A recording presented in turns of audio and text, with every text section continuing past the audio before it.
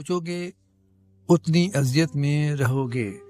یا تو اپنے آپ کو مضبوط کر لو یا مصروف کر لو۔ حلال روزی کمانے کی خاطر لباس گندا کرنا ضمیر گندا کرنے سے بہتر ہے۔ اگر صبر آپ کے وجود کا حصہ نہیں تو شکر بھی آپ کے پاس نہیں آئے گا، کیونکہ شکر وہاں آتا ہے جہاں صبر کی زرخیزی ہوتی ہے۔ اگر تمہیں سجدے کی توفیق مل رہی ہے تو تم سے زیادہ امیر شخص کوئی نہیں۔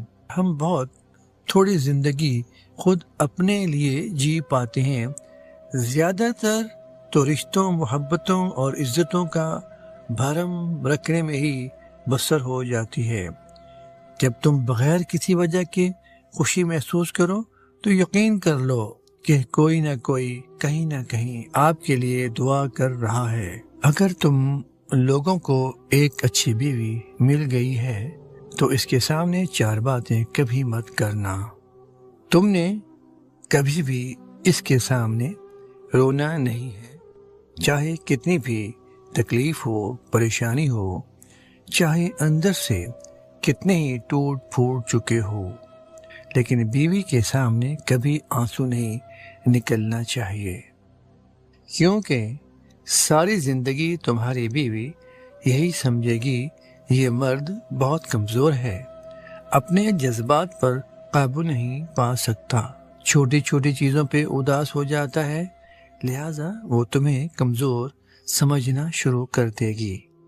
دوسرا، بیوی کے سامنے کبھی اس کے گھر والوں کی برائی مت کرنا، کیونکہ ایک عورت جب شادی کرتی ہے تو وہ اپنا گھر بار چھوڑ کر آتی ہے، لیکن اپنے ماں باپ کو کبھی نہیں چھوڑ سکتی۔ ان کی باتیں، ان کی یادیں، وہ تو ہر وقت ساتھ رہتی ہیں، اور کسی کو عزت دینے سے آپ کی عزت بھی بڑھے گی اور آپ کے بیوی کے دل میں آپ کا احترام بڑھے گا۔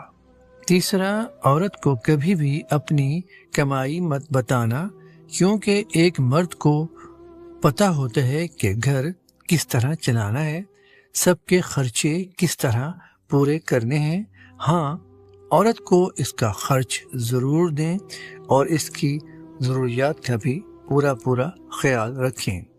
چوتھی بات یہ ہے کہ اپنی بیوی کے سامنے کبھی اپنے گھر والوں کی برائی مت کرنا، کیونکہ اس طرح تم خود ہی اس کی نظر میں اپنی اور گھر والوں کی عزت ختم کر دو گے۔